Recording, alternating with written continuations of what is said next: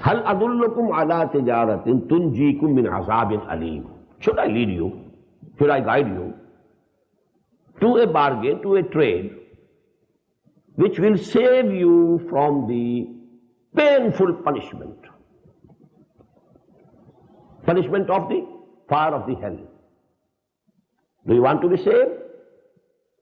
Then you will have to undertake one tijara. Without that tijara, no hope, no salvation, no saving. Is it not the logical result? Logical inference? Hal adullukum ala tijaratin tunjikum min azabin alim. Unless you undertake this tijara, if you are hoping of salvation, you are deceiving yourself. Just as I told you, Ya ayyuhalladhina amanu rka'u wasjudu wa'budu rabbakum waf'alul khaira la'allakum tuflihun. Oh, you who profess to believe, bow before Allah, prostrate before Him, be a bondsman to Him, do good deeds so that you can have salvation and falah and success. Hoping for success and salvation without doing it, it's your own wishful thinking. Allah doesn't promise it.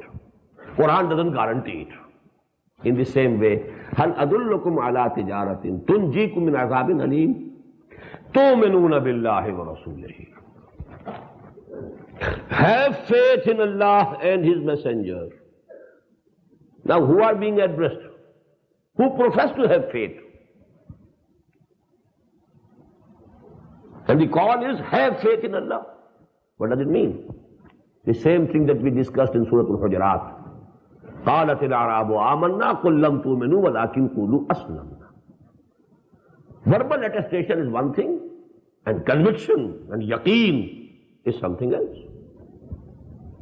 Your faith should reach the level of conviction. There we had the additional word ثم لم يرتابوا, and then they doubt not. Here instead of that word we have the style, because who have been addressed here? Ya ayyuhalladhina amanu. And then tu'minuna billahi wa rasulihi.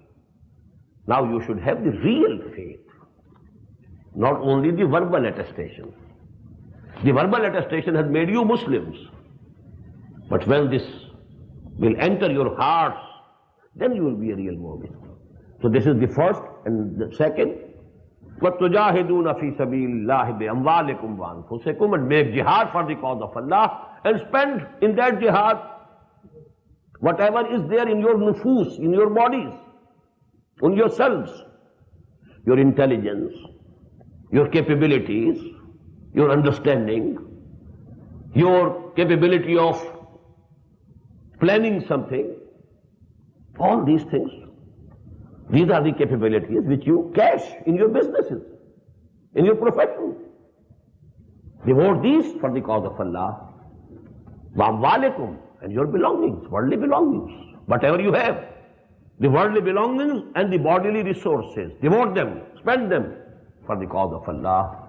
ذَلِكُمْ خَيْرٌ لَكُمْ إِن كُنْتُمْ تَعْلَمُونَ. This is better for you, this is good for you, only if you have this real knowledge. Apparently it appears to be some loss, no worldly gain.